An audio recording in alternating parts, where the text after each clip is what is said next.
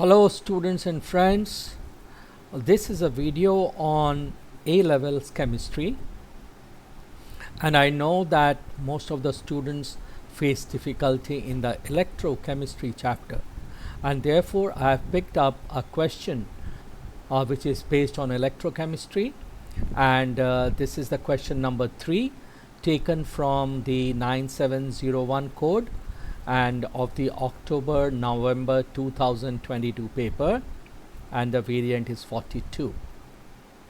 So let's start. So data should be selected from table 3.1 in order to answer some parts of this question. So you are being given a table in which you can find that there are 7 electrode reactions given along with the standard electrode potential values. All these 7 will not be used. You will select some of them and use them for your question. An electrochemical cell can be constructed from an Mg2 plus Mg half cell and a MnO4 minus Mn2 plus half cell. The standard cell potential of this cell can be calculated using the standard electrode potentials of the two half cells. Define standard electrode potential and include details of the standard conditions used. So as far as the definition of standard electrode potential is concerned, the student is supposed to memorize the key terms used in the definition, which is that the standard electrode potential is the voltage produced by a half cell compared with a standard hydrogen electrode, and this carries 1 mark. And the standard conditions the student should be aware are: if there is a solution, its concentration should be 1 mole per dm cube, the temperature is maintained at 298 Kelvin, and if there is a gas, then its pressure should be 1 atmosphere. So these are the standard conditions, which further carries 1 mark. Now let's go to the next question. Complete the diagram below to show an electrochemical cell constructed from an Mg2 plus Mg half cell and an MnO4 minus Mn2 plus half cell, and label your diagram. So you can see that these two beakers were shown, and we had to fill up the rest of it in order to make an electrochemical cell.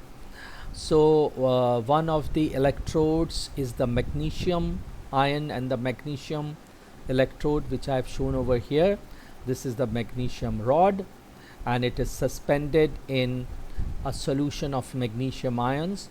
Because it is standard, its concentration should be 1 mole per dm cube.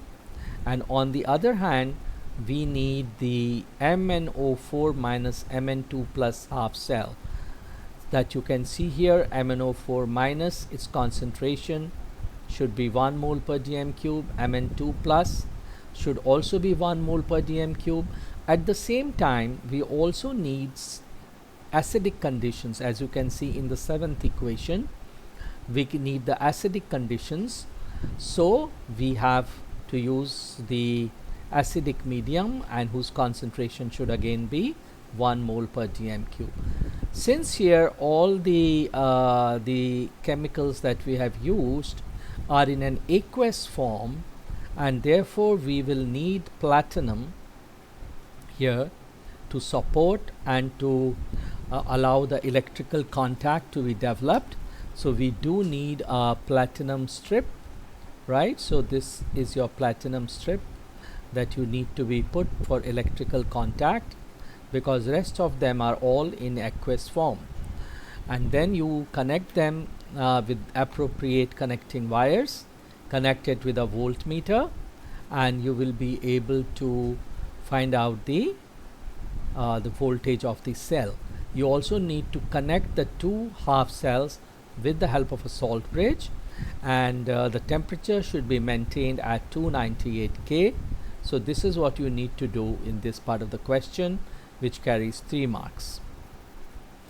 Now use a positive sign and a negative sign to identify the polarity of each of the 2 electrodes in your diagram. Use an arrow and the symbol E to show the direction of electron flow in the external circuit. Alright. So if you look at the table, you will find that the standard electrode potential of the magnesium electrode is minus 2.38 volts, and the standard electrode potential of the MnO4 minus Mn2 plus electrode is plus 1.52 volts. Remember that the electrode which has a greater positive value acts as the positive electrode.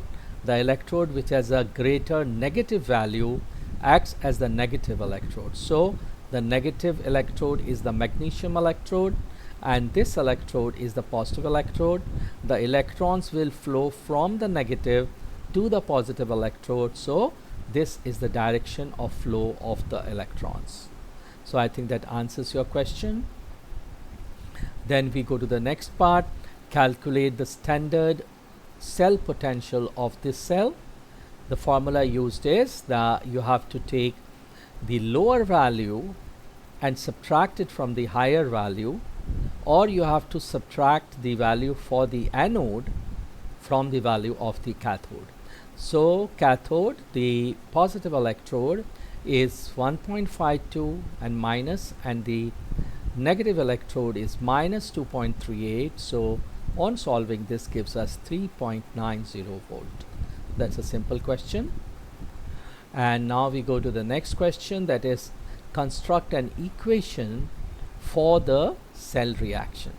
So as you know that I have solved this question in detail, it's the magnesium electrode that will be losing electrons because it is the more negative electrode. So this will be the equation. Magnesium will be losing electrons. The permanganate electrode will be gaining the electrons according to the equations given in the table. You can write those reactions here.